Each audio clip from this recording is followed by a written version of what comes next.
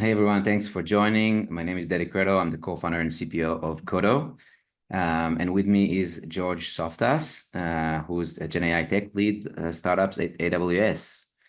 Hey George, thanks for joining. Thanks for having me. This is gonna be fun. Awesome. So today we're here to talk about comparing different AI models and selecting models for different tasks and considerations. And there's so much going on in this space. It seems like every week or so we have a new model that is being released, and especially around code generation. It's such an exciting space. Generally, code generation, code testing, code review. So much is going on, and how to utilize these models efficiently is really kind of an important topic. So before we dive into that topic, just a quick overview of us at Qodo. So we're an intelligent coding platform. We help companies throughout, or software development teams throughout the software development lifecycle, from planning for a coding task through writing code, testing code, reviewing code. We have different agents that perform different tasks. Our focus is on enterprise-grade code, on helping enterprises verify that code is aligned with their best practices, well-tested, well-covered code. We have a few different products. We have our Qodo Merge product, who is the code review product that basically when there is a PR that is open, it helps dev teams to verify that the code is aligned with their specific best practices to catch bugs before they hit production. And it's integrated with the various Git providers. We have Qodo Gen, which is our IDE plugin that plugs into VS Code and JetBrains, and it helps to generate high quality code and test code. We're going to demo a lot of the models, different models using Qodo Gen today, but we're also going to see Qodo Merge. We also have Qodo Cover, which is a new product that we recently announced back in December. And that is for automated test generation, specifically for unit test, for regression test generation. Behind the scene, we have different models that can be selected. We also have other agents, Qodo Spec, that will be focused on kind of spec generation and software requirements, and Qodo UX for UX testing. And we have indexing capabilities to index code from like multi-repos and like large complex code bases. And of course, we run on AWS. We leverage AWS heavily behind the scenes. We also allow customers to deploy on their own clouds. And of course, we also run training jobs and infrastructure on AWS. So that's just a little bit about us. George, is there anything you want to add from your side? The one thing I want to add is that I would love to have all access to these tools a few years ago, because doing pull request reviews is not a fun process. I think the important thing to point out here is the fact that all these tools basically augment the software engineering lifecycle and take away some of the things that people don't really like to do, but are extremely important to be done. And in the long run, they end up building a much better base, which also aligns with AWS's philosophy, being very good at doing setting your bases right, and then everything else is just an add-on in the right way. Awesome. Perfect. Okay, so let's get into the topic of today. So here we have some comparison chart on some of the latest kind of models, or some of them are not latest. I guess GPT-4 has been around for a while, but it's heavily used. Generally, we segment these models into two kind of main categories of models. We have like the kind of standard LLMs that have been around for like most of 2024. We have GPT-4o. It was kind of the state of the art from OpenAI, and then we had Claude Sonnet, Claude 3.5 Sonnet, which kind of showed up mid 2024. Sorry, I meant 2024. So mid 2024, and kind of took the market by storm, I would say. Then they had their October release that improved the model. that's kind of the default workhorse, I would say, for coding as of today, Claude Sonnet 3.5. And that's like, we see that a lot of adoption across our customers. I would say it's kind of a split between 4.0 and Sonnet 3.5 for general day-to-day coding tasks, just overall. Then we had the kind of also the various reasoning models that started showing up. So kind of O1 was the first main one. And then we had recently R1 that was released by DeepSeek and created a lot of noise in the market, especially kind of being open source. And then just a few days, I think it's like a week ago now, we had the release of O3 Mini, which I think is a really, really big deal. And like, I like it a lot, actually. So we'll see that here in action. And these are reasoning models. They work a bit differently in a sense that they first generate reasoning tokens, kind of an automated process of generating the chain of thought in order to create the reasoning steps that eventually lead to a better outcome from kind of the code perspective. Now, these models are, they have kind of advantages and disadvantages. You can see here kind of I guess the raw numbers of the benchmarks, and we try to kind of focus here more on benchmarks that are coding related, especially like SweetBench is kind of being the standard around software engineering tasks. And we didn't see like a huge jump with like O3 Mini there, but we did see like a big improvement on the code forces, for example. So, yeah, I would say that O3, the way I see it as of today, it's like, it has the disadvantage of the initial thinking, but it actually generates tokens quite fast once it starts kind of once it finishes the reasoning steps. So it is quite a nice trade-off, I think, with O3 Mini. It also has two modes, or actually, I think it has three modes. The default is medium, and then we're going to actually use mostly the high mode. That kind of, it thinks a little bit longer with the high mode. And then we have Gemini. We're using now Gemini 2.0 Flash. So we can show a little bit of that as well. George, anything you want to add, like kind of from your like working with these models, or any thoughts that you have?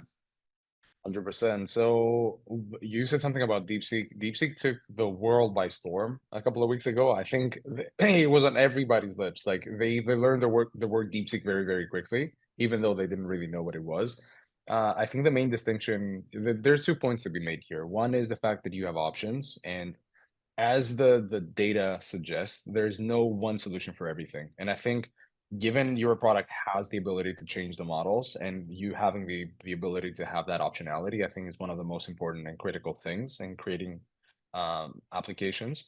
The other thing is you need to pick the right tool for the job. Thinking models or chain of thought reasoning models like R1 or O3, for example, or O1, they are designed to do a very different task than everything else. So Claude might be fantastic in completing, let's say, like code snippets, but if you provide it with a huge code base, it's a very different task. It's not the model's fault. It's more in terms of how the models are structured. It's the same way as a human being thinks. A lot of people align this to system one, system two thinking.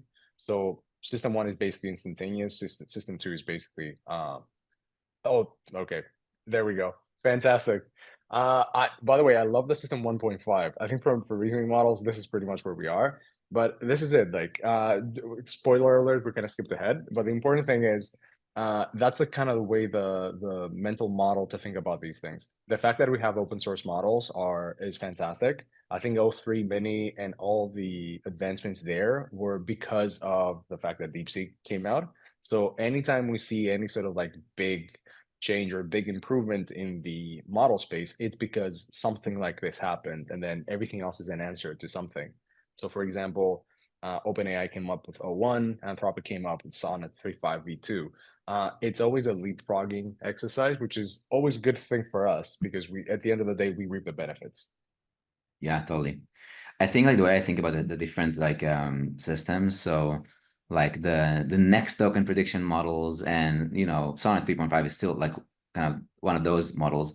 Although I have to say there is one little interesting thing about Sonnet 3.5 that I haven't heard a lot of people talk about. Sometimes I see it printing tokens and then deleting them and printing again. Mhm. And that's an interesting thing. I don't know if a lot of people have noticed this, but they have some trick that they're doing behind the scenes for that, I believe. Um, but that's just a side comment.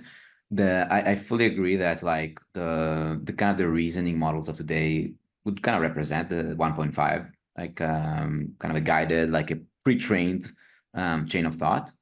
Um, and then what I consider a system two is more of an agent, right? Something that is like today it's more of like systems. Like at Qodo now we're actually working now on kind of a big revamp, a big launch that we're going to do at the end of the month for Qodo Gen that will make it a lot more agentic than it is today. And that means like being able to use tools, being able to kind of take different paths and take decisions. We're planning to use MCP, the MCP protocol that was released by Anthropic. So we're adopting it also. So that's like, and also allowing customers, our enterprise customers, to create their own custom MCPs. So it's really, really powerful. So yeah, so that's the different systems. And I also think that another interesting concept is that if you are building, if your use case is already have like kind of a built-in chain of thought, for example, like our test generation process, it already has like, it's a multi-step process that already has kind of very tailored reasoning process. Like you can think about it as like a flow. We call it flow engineering sometimes, where it's like a chain of thought, and sometimes there is actually a way to do like loops within it. And when you have kind of this structured chain of thought, you kind of already built the thinking process. And in that case, in many cases, it's really good enough to use like a model like GPT-4o or Sonnet. Or we haven't talked about the new models from AWS, the Nova models. We still need to try them and thoroughly and add them to our system. But yeah, when you have this kind of the structured and pre-engineered process, I think we see that you can do really, really well with like a really good kind of standard quote unquote LLM like GPT-4o or Claude Sonnet 3.5. Whereas when you're talking about really complex tasks with like long prompts and have a lot of that require a lot of reasoning, and it's really hard. It would be hard if you think about it conceptually. If it would be hard for a human to produce a really, really good answer, like first shot, then there is an advantage in a reasoning model, right? If it's a complex coding task where a developer is not going to just start writing the code, they might first kind of draw the design, they might think through it, they might, and in that case, I think the reasoning models like O1, R1, and now O3 Mini really shine there.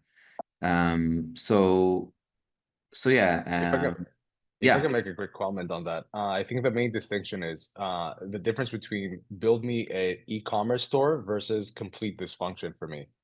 I think that's the main idea. And the other thing that I find fascinating is just looking at the thinking tokens effectively, just looking at the thinking process, quote unquote, for me is extremely important because that is something you can align to your company strategy.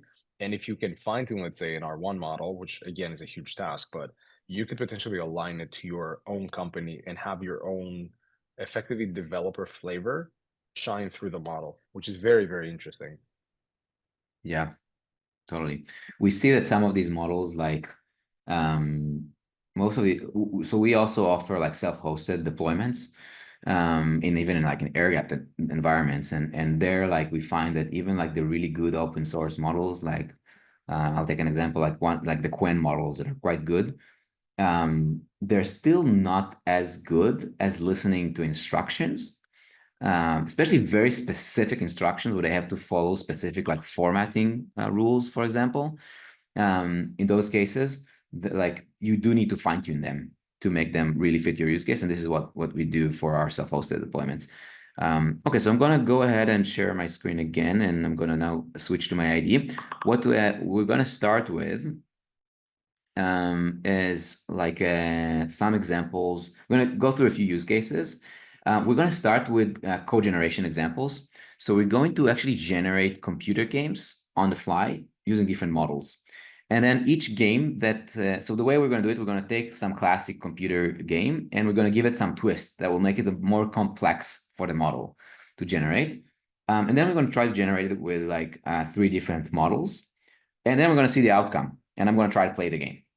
And then you all get to watch and vote, like which model you think produced the best game. So we're going to do that for 3 different games. And then we're going to switch to a couple of additional use cases for like one for test generation, automated test generation, and one for code review. Okay, so without further ado, and then as I share, not sure I can really answer the question. Are you able to see the question, George, in the Q&A? Yeah, I'm able to see the question. I just wanted to say, please feel free to drop the questions in the chat. Like, let's make this as interactive as possible. It's about fun, it's about learning. So we're gonna see games being created. So ask any questions you have about either the games, the use cases, or any of the models, or anything we can help with. We'll try to get through it as Dedy's going through the game generation. Yeah. So code forces, yeah, that's like coding competitions essentially, right? So it's like, it's been around for a long time for like human like contenders, and then there has been systems that were used to produce automate like using AI to generate the actual responses or the actual programs. So that's what we're showing there. We also released Alpha Codium, which is our own kind of flow engineering based system for that competed and achieved state of the art there. So so that's like on the code forces. Yeah, so let me go ahead and share my screen again. As you're doing that, we do have a question. There are 2 benchmark results by you or third party. I'm looking for harness options to run SWE bench. Would appreciate any pointers. Yeah, we use so the benchmark we currently use most is SWE-bench verified. And it's possible, like the numbers that I showed were published by the model like providers. But it's quite simple to download SWE-bench and run it locally. We can follow up on that also. Cool. So all right, I'm here in my VS Code. Let's start with kind of the first task here. So let's, okay, so this is Qodo Gen. Here you have the model selection options. I would say let's maybe start with GPT-4o.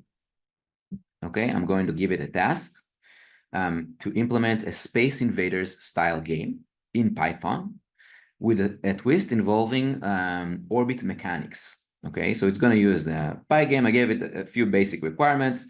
Instead of like the typical linear movement in the Space Invaders game, we're going to have the invaders like kind of orbit around a central planet. Okay, so that's like the concept. So let's give it this instruction. And now we're starting to see the code get generated. So this is, sorry, there's a storm here that just started. I don't know if we're able to hear this. We're able to hear the lightning or the thunder. Yeah. We're kind of Yeah, sorry, got distracted a little bit. Okay, so it finished generating the game. So basically in CodoGen, when you generate code, it creates this artifacts, which is a really cool concept. Like you can do iterations and then compare different artifacts. So here we have the full code. So let's save it and run it and see how it looks. Okay, and here is the game, and I'm going to try to shoot down this.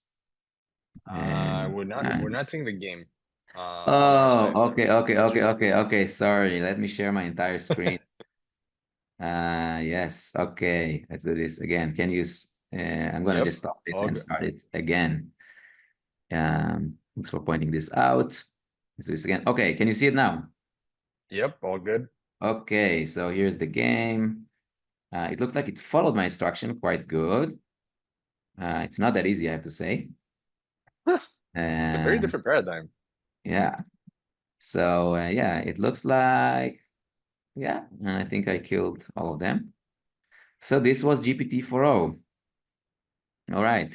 Thank you, GPT-4o. Let's start a new chat and let's do the same thing. This time, we'll go with O3 mini high. Okay, so this is like the model that does some obviously reasoning. You'll see that it takes it a little bit longer to get started. But now once it starts, it's actually quite fast. Okay, so as you can see, I think it's really as fast, if not faster, than 4.0 in terms of generating the actual game. I have a question. Do we see the thinking tokens in the ID? No, not for like O3. For Mhm. R1, like we do have a version of R1 that yes, there it's everything is open, so you can see it. I'll show that in a minute. Awesome. Okay, so let's see how this one looks. So I'm gonna save this one. Can maybe replace this and let's run it and see. Ooh, Okay, and this is quite similar, I have to say. I expected it to interesting the be a bit better. differences though. Okay, so there is Oh, like wow. the game over part, and I can start a new game. That was not included in the first one. I don't think we had the score. Also, this concept where you see how the I don't know what you call it, the bullet is being reflected through the gravity because of the gravity pull from the star. That was part of the requirements, and that was missed by GPT-4o. Mhm. And we can see that. Let's see if I can get it like this. That O3 did it like pretty nicely. Okay, Interesting. so I, that I was got a question.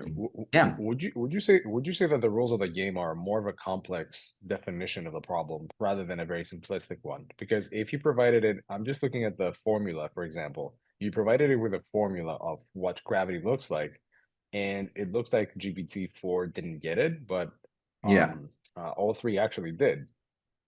right. So I didn't provide how like did an that translate? exact, yeah, it wasn't like an exact formula, but it basically like it was supposed to introduce gravitational effects to influence both alien movement and the trajectory of the projectiles, right? Of the planet's projectiles. And we saw that 4.0 didn't really get that part Mhm. uh, well. Very cool. Like if you look at the output, it basically gives you the formula for Newton's gravitational formula, which is very interesting on the Yeah, left-hand side at the bottom. I think that's yeah, another important point when it comes to evaluating models. It's important to give the model the right guidance, and this is why you need to evaluate multiple models. It's the same prompt, again, the same kind of definition of a prompt or a problem, but it's a very different outcome, isn't it? yeah, totally. Also, let's do one last one of this same prompt. So this time we'll do with kind of our default. This is our default workhorse today, as of today at least. Claude 3.5 Sonnet. So we'll give it this same exact prompt. We'll run it. And interestingly, like it is like a little bit. You'll see here the output. It is a little bit slower in terms of the output. Um, So it takes a little bit longer. Um, and maybe we'll see like cases where it kind of deletes like some of the tokens and regenerates. I don't know if we'll get to see that. We'll see. I think yeah, I think there was like a slight one here, like that we just maybe here there was Oh, like yep, there was yeah, one. there was. And it's interesting. Like I don't think and many people are talking about this, but something I just started noticing lately. Um, yeah, here Definitely there was interesting. another thing. As we're waiting for that, we've got a few questions. So, we've got a question. Will you share the prompts used afterwards? Sure, yeah, totally. Okay, finish generating the game. Let's see what we got. So I'll save it and let's run it. Oh, interesting. I can Very actually interesting. move my up. Did it crash? It crashed as soon as I like try to hit space, which I think is what I typically would need to do to shoot. Yeah. There we go. Yeah, what we could actually do is say like when I hit space, the game crashes. Let's see if it will fix it for us. I apologize for Potentially a the bug. bug. Of course. So now it creates a new artifact. And you can see the cool thing here is that you can have these different versions of artifacts and compare them. And you can see the actual diff between them. We'll see once this is done, we'll do the comparison. Very cool. Yeah. We got a few questions. Question pertaining to the prompts. Is it really the same prompt? Like you have different variations of the final prompt per model, or is it the same one? No, I'm doing it live, right? Like this is the same exact prompt I'm giving to each model. Yeah. So let's see if it's able to fix. And then we can do it like a kind of a comparison of what was actually fixed.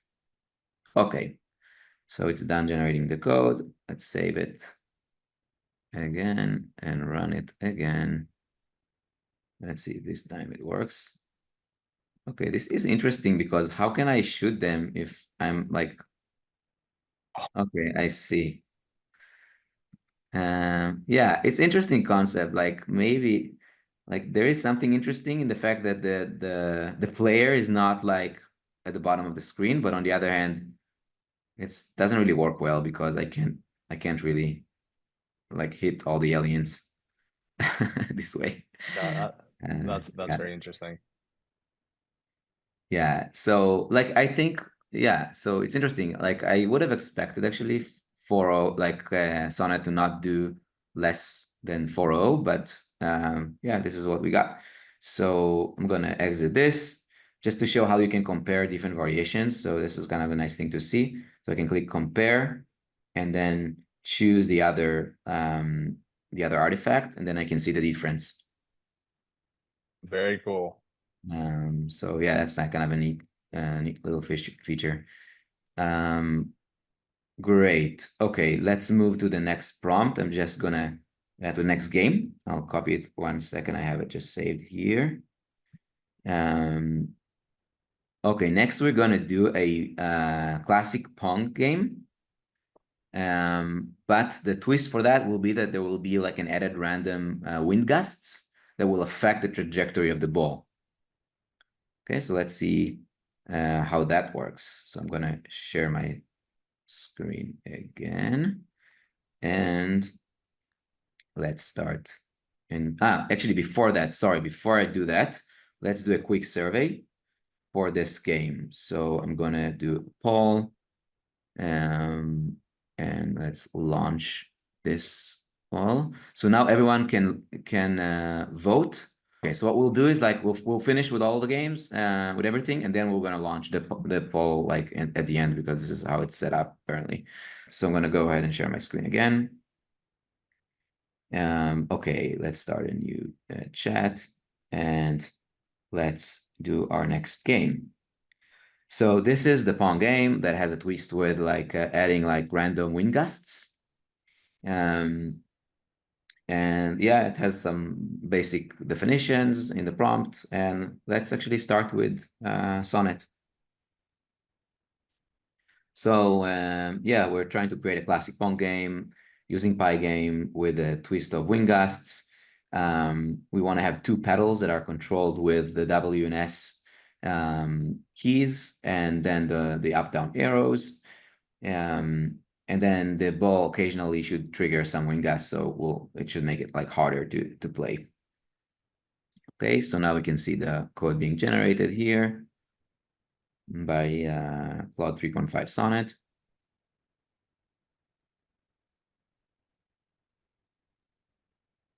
And Just as a note, yeah, we're starting to get questions about creating R1. Are you gonna use the R1 model? yeah, we can try, like we can do R1. Like okay, so the thing with R1 we'll show it. Like what we have here is two versions of R1. We have like the distilled version. Both of these are like US hosted, okay, in our system, and we have the full R1, which is also US hosted. The problem is that it's really slow. Like we'll have to wait for like 5 minutes to see this game being generated. So it's not that great.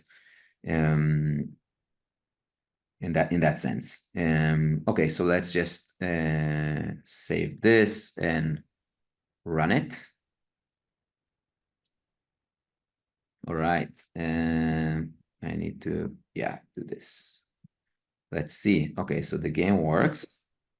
And let's see if we have some wind gusts. Yeah, slight wind gust, I would say. Kinda, yeah. Kinda. I don't know why it starts from the middle, but it's actually quite good. It's kind of hard for me to. I'm not so good at it, I guess. Not But bad. it's not bad. There's not a lot of wind, I would say. I would expect to see a little bit. Oh, here we go. Oh, it actually makes this like a little like color when there's the wind. This red Oh, color. and it speeds up. There Yeah. we go. We have the right question in the chat. Can Yeah. it write crisis? This is Ooh. the spin on can it run crisis. All I right. love it. All right. Yeah, I thought that was pretty good. What do you think? I agree. Honestly, just the fact that we're able to do this in like less than 30 seconds is kind of mind-boggling, to be Yeah. honest. This was people's like full-time job years and years ago, but now we basically drop a bunch of text in a box and boom, a game comes out. Yeah, It's totally. kind of crazy. It is. Oh, actually, I did this. My bad. I did this with O3 Mini. I want to do it with like the high version. Mhm. To be, or I guess we could. Oh yeah, let's try it again with the high version. Notice that Uh, it's really fast. Like so, I do like this. O3 Mini, paste this. Here we go. The same thing. Yeah, you have this few seconds delay in the beginning. Because it's high mode, it takes a little bit longer, but then look how fast it just goes to print to definitely quick. output the team really fast. Okay, let's see how it looks. We'll save it, we'll run it. And okay, this is interesting. Oh, very different. Yeah, it's more responsive, I would say. Like it does seem to be working a little bit better. Not sure I've seen a lot of wind yet. Uh, Maybe there. yeah, it's very subtle. It could be a problem with my prompt that kind of makes it really subtle. Yeah, it's very hard to notice the wind, I have to say. Maybe That's it, another important thing. yeah, The maybe it missed prompts it need to be very completely. exact. Yeah. Okay. Interesting. All right. Yeah, I think it kind of didn't do very well on the wind side. Okay. And then just let's do the last one with 4.0, new chat. And here we go.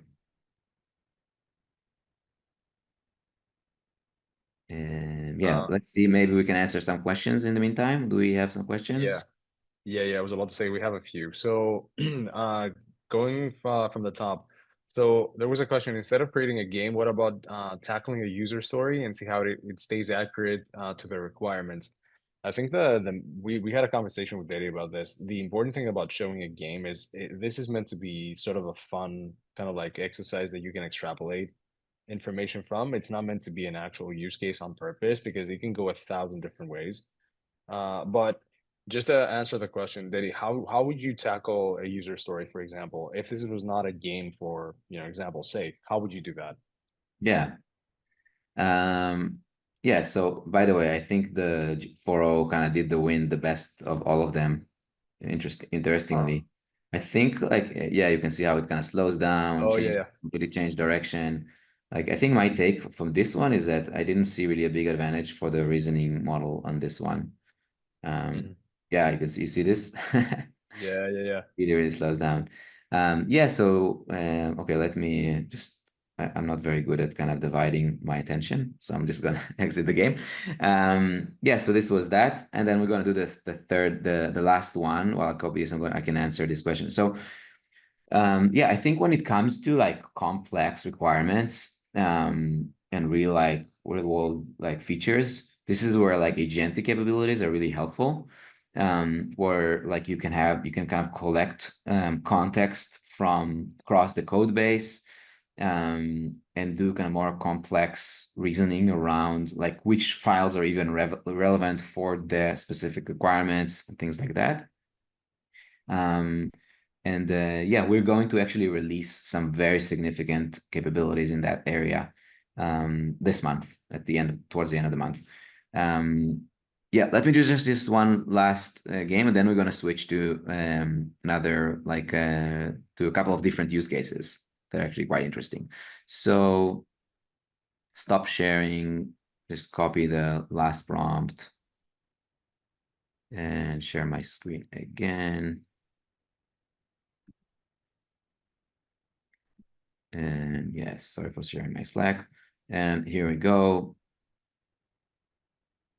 And now we're going to do a Tetris game, but each piece consists of 5 blocks instead of the traditional 4. So that's quite a nice twist, I think. Let's see if the models take it. Let's actually start with a reasoning model. So with O3 mini high. And let's start like this. So yeah, the most of the instructions are like standard. The big thing is to have like 5 blocks instead of the traditional 4, which creates this nice twist. So here we go. As we can see, it's quite fast. We will save this and run the game. Okay, so this Oh, looks like it. this feels weird. This is very weird. Oh Yeah. no, oh no, oh no, this is so weird. So yeah, this is weird. What do I do with this? I don't know. I don't know. Maybe I go here. Yeah, this is quite problematic. But it does conform to the requirements. So you can see it's all like 5 pieces so far. And the game kind of looks pretty, pretty nice, like pretty polished, I would say, generally. Works quite well, reasonable speed. I can change directions quite well. But it's very hard.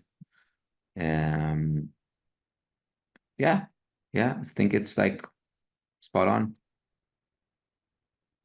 All right, I don't know if I'll ever It get one. I'll get no, stuck. Okay. it's so weird. Honestly, this just feels wrong.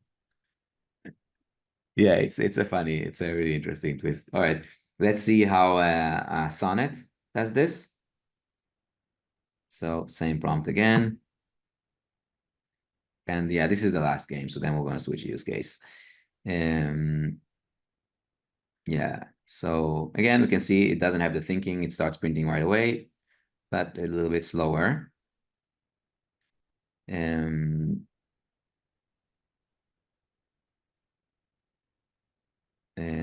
yeah, the next use case after this, we're going to show some automated unit test generation using our cover agent CLI tool.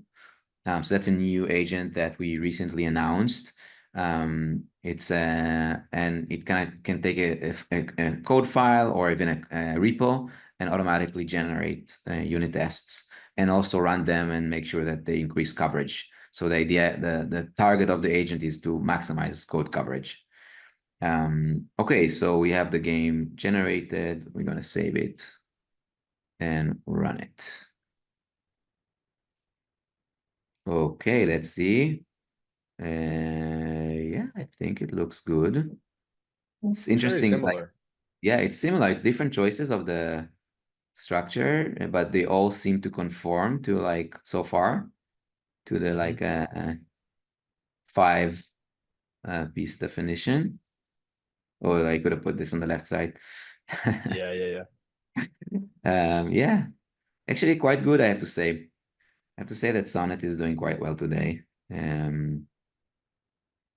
But yeah, I agree. I so mean, we get from my experience, Sonnet has been one of the, it's pretty much like a stable for me. Whenever I want to create anything, it seems to be a model that performs pretty well.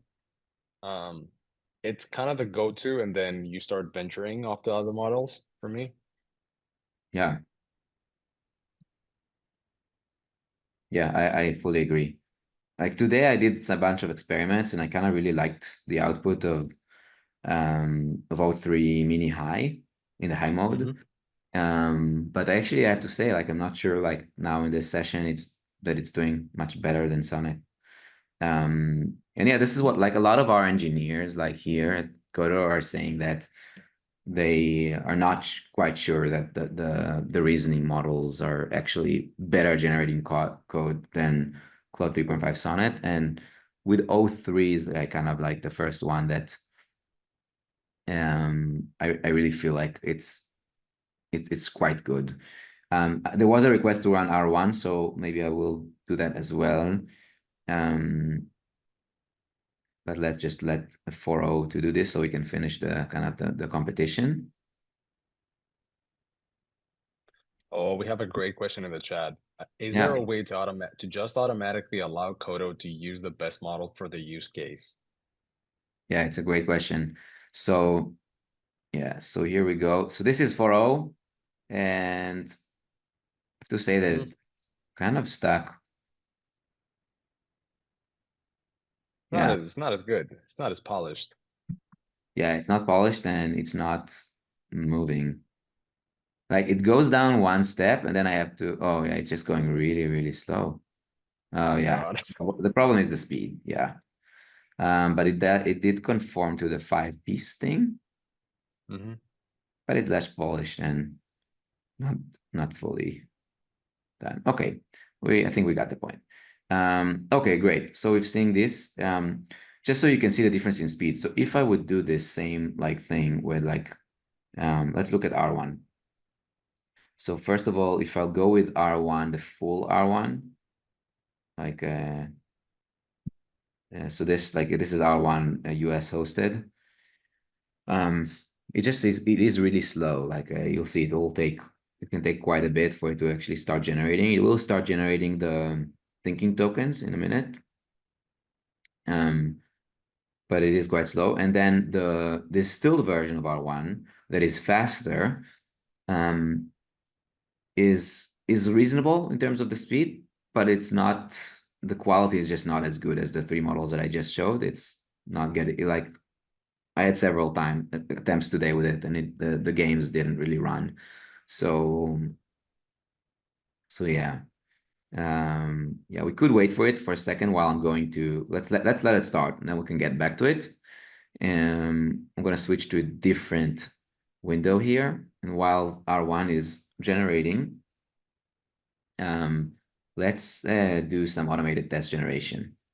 Okay, so here I have, it's what's this here? So here I have a web scraping tool called Autoscraper. So this is like a Python class, quite complex, like does a lot of like web scraping related processing. And it doesn't have any unit tests here at the moment in my repo. So I'm going to use Qodo Cover to automatically generate unit tests. Okay, so I'm going to go to the terminal here. And I'm going to run Qodo Cover. Basically, I'm going to give it the source file. I'm going to give it the test file that I wanted to generate. And it's just going to go off and start generating tests. It has behind the scene, it kind of starts a language server that actually maps the repo, and it brings in a lot of relevant context. So it's not just the actual file that is the code under test. It will actually bring in additional relevant code from the repo. And then what it does, it starts to generate the tests. And you can see here the tests are being generated. And it does these iterations where in each iteration, it will generate a bunch of tests. Then it runs those tests. This is what's happening right now. So you see iteration 1 of 4. And tests that actually pass it will keep them if they pass and they increase code coverage. Because when it runs the test, it also reads the code coverage report. Okay, so that's kind of the process. We can see that it generated this new file. So this is like a test autoscraper auto-gen. So this was tests that just got generated. And if we kind of stay on this file, we'll see how it basically adds the tests. And you can see when it reflects, it can see these are the lines that it's trying to cover. This is the behavior that it's trying. So it tries to both kind of test important behaviors, edge cases, kind of meaningful behaviors, but then also like it tries to make sure that the test pass and increase coverage. Okay, so we see the very test. cool. Yeah. So yeah, we see that these tests get generated. We'll let it run. This can take a little bit to run. The cool thing is that eventually, once it's done, you have like a test suite with tests that are all passing, increasing coverage. So it's like kind of like pure value. So yeah, we'll let it go a little bit more. Let's see if our one, yeah, so you see, so this is our one. It did a bunch of reflection on the game creation use case. Then eventually it kind of got into some like timeout, I guess. But then if we will try to do this with a distilled version of R1, you'll see that it is much faster. So you say, yeah, all right, I need to create a Tetris game, and first I need to do this, and then I need to do that, and like it's cool to see the thinking process. 100%. Yeah, we can see what it end up producing, but for my experiments there today, it's not better than the models that I just showed. The cool thing is that it's fully we fully hosted. We can deploy it in like air-gapped environments, self-hosted, so that's like quite nice. Yeah, let's see here. Okay, so we finished generating the tests. We got to like 85% code coverage on this. Yeah, that's quite nice. Yeah, we can, if we save like this file, we can go actually to test generation here. We can run them. Like you will see that they all pass. You can see this because the agent ran them and verified that they're passing, right? So I know that they're all going to pass. So yeah, so that was Sonnet, 85%. Let's delete this file. And let's go back and let's generate tests this time. Instead of with Sonnet, we're going to use O3 Mini. So 1 second, let me just copy the right command. And yep, I'm going to share my screen again. And terminal, and let's run this. Okay, we'll let it run. Can you walk us through, there was a question regarding the actual command. Can you walk us through what is in the actual command that you just run? Yeah, so this is the CLI version of Qodo Cover. We also have a GitHub Action version that we're now starting to deploy in the first customers. So this is like a product that is like we're just kind of rolling it out, Qodo Cover. Basically here I'm giving it the path for the coverage report, the command to actually run tests with code coverage. And then if I close this so you can see it better. So you see I give it the coverage report and the model that I'm going to use. In this case, I give it the source file and the output file. But Qodo Cover also has a mode where you run it in repo mode, and it just tries to find all the test suites in the repo, and it tries to extend their coverage. So those are the two kind of modes that Qodo Cover has. And you can see it's now generating tests. So far, we're at like 50% or now 60, 70. And you can see it says like skipping a generated test that failed. So sometimes these models generate failed tests. And the cool thing is being able to reflect on the failure, learn from it, and then try to generate a passing test. And obviously also increase the coverage. So far we're at 71 coverage. Let's see if we can pass Sonnet, or if we don't pass Sonnet, then I guess Sonnet will be our winner of the day, probably. We'll see. Meanwhile, we can actually see the generated game of R1. So yeah, so it finished generating the artifact with the game. Let's save it and run. And this is R1. Oh, interesting. Interesting. Very It is unique. running. It is running. It does conform, I think. Yeah, Yeah, it's actually quite nice. it was very Yeah, fast. this was this 5? The well, Oh, yeah, nah. Yeah. So this is what I want to say. Like, it's kind of like a little bit rough around the edges. Like, this is what I feel about it. But it's definitely a strong model. I Uh, agree. yeah. I Um, agree. I got 2 questions. Number one, is there a UI plan for Qodo Cover? Yeah, so let me answer this. So first of all, like just to summarize that, like we see that O3 Mini got to 71% coverage at the end. And this is the test file. And yeah, so definitely less than 85. But this was with the O1, sorry, the O3 Mini, like the medium, like, you know, it has different versions, like low, medium, and high. This is the medium version. We have to actually make some change to the code to run the high version. So it's not a fully good comparison, but like fully like apples to apples comparison, I would say. But yeah, so that's on that. Regarding UI for Qodo Cover. So Qodo Cover can run as a CLI. So if I'll go to Qodo Cover, just go to the repo. So we have the open source repo, and if I go to the CI workflow, so you can kind of see how that looks.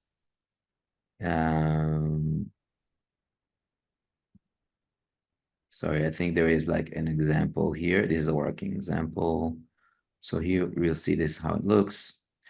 So if you use the GitHub action, it basically will take it can take like a new PR, for example, that was opened and it will try to add more coverage to the PR. Or if you run it in repo mode, it can run for the entire repo and try to increase coverage for the entire repo. And then eventually it will just open a PR with the tests and with the coverage report as part of the PR. So this is what you see here. This is an automatically generated PR that increased coverage from 65 to 81. And then we can see like the actual files that were generated. So that's the closest thing to a UI that we have at the moment for like Qodo Cover, but we have like plans and designs for like a more like even like a web app for Qodo Cover. Very cool. And so yeah, so that's on that. And then actually the one we have only a couple of minutes left, so I did want to show one more thing. So we have Qodo Merge. This is our Qodo View product where when you open a PR, the Qodo Merge will automatically generate a description of the changes and a walkthrough of all the changes file by file, and then it will do a code review, and it will suggest specific enhancements, and it will try to flag different issues that it finds in the code. So essentially an automated code review. This is the PR actually in our JetBrains plugin. This is Kotlin code. So let's run really quick O3 Mini. So you see how that, like the suggestion that it would make to the code. And let's see how this looks. So typically this happens when a PR is opened. Most of our customers run this process automatically. So Qodo Merge kind of kicks in, reviews the code. It does a reflection process. It also looks at best practices, coding best practices for the specific organization. And it also can learn over time your specific best practices based on kind of the suggestions that you apply on an ongoing basis. And then once it's done, it will generate like a couple of or a few code suggestions. We can let it wait, or we can just go to the ones that were already generated.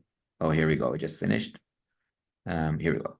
So this is the suggestions. It gives like an impact score, the suggestion. So we have one medium and one low impact suggestion. Both are possible issues. One is to replace the blocking with suspending calls. So we can see here. And then the second one to use structured concurrency for retries. And then we can see here. And it gives it an importance. So now let's do the same thing with Sonnet, which is the default model. And we'll see the difference between them. And I'll let you folks be the judges of which do you think is better. So yeah, actually I might go into the one that we already did. So let's see if we have one. All right, we'll wait for a second. And then in a minute we'll launch the survey, and then we're going to wrap up with the survey. Yeah, I think like we kind of speeded through this, like we were able to fit most of the content, but maybe we had a little bit too much. I think you might need to do more webinars. There's been people asking about are there going to be specific Qodo agent webinars, for example, or Qodo spec webinars? Yeah, totally. We're going to release the Qodo, the agentic framework inside of Qodo Gen at the end of the month, and then we're going to do in March for sure. We're going to do a webinar to kind of review that. So these are the suggestions made by Sonnet.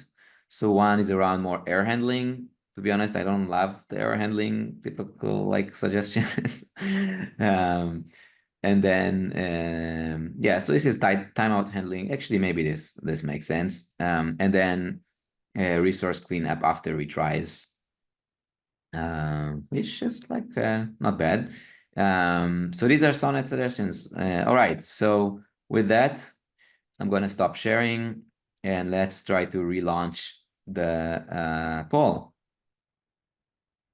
And let's see See if people remember how the games look like. Yeah, totally. It was just too much. Okay. So poll started. Whoever survived till now, thank you so much for staying with us. We have the poll running now. Let's see which model will be the winner of today. I gotta give it to Sonnet. It was fun, but GPT. I think all three did pretty well. I think the important thing to highlight here is like when it comes to like code creation, thinking like or reasoning models are not necessarily the best thing, and I think that's the main takeaway from today's session. Yeah. Yeah, I tend to agree. Like, I think I feel like I need more time with like a bit like specifically like O3 mini. Like, I feel like it's showing some promising results, but it's debatable whether it's like actually better than Sonnet. And Yeah, agreed. yeah, so I think yeah, we're on time. We'll give people we still have some additional respondents. Come on, guys. 41 out of 78 responded. I'm gonna give it like another 15 seconds. And let's end the poll. And let's see the results. Oh, tough Yeah, fight. Oh, three. yeah, Sonnet. I think we have a winner. yeah. Sorry, OpenAI. Looks like Sonnet is still in the lead for Cogen. But yeah, so thanks a lot everyone for joining. Really enjoyed the session. You know, if you are interested to learn more about what we do at Qodo, we're happy to do a demo, to do like tailor demos, like we can do a proof of concept. A lot of our customers kind of start with Qodo Merge and then try also Qodo Gen. As I mentioned, we're doing some really exciting new, we're launching some exciting new features in Qodo Gen on the agentic side. And yeah, George, is there anything else you want to add? No, one of the things I do want to add actually is the fact that Qodo is one of the most amazing startups that were part of the AWS Generative AI Accelerator for 2024. Very, very highly regarded, winners of a few competitions within the Generative AI Accelerator. So we're very proud to be part of the panel. It was a fun session. I think there was a lot of questions we didn't cover. I would urge people that didn't get the information either to like ping the Qodo team directly or join any future webinars. Super excited to be working with you. This was a lot of fun. Thanks for having me. And looking forward to the next one. Yeah, thanks a lot, George. Thanks, everyone. Bye-bye.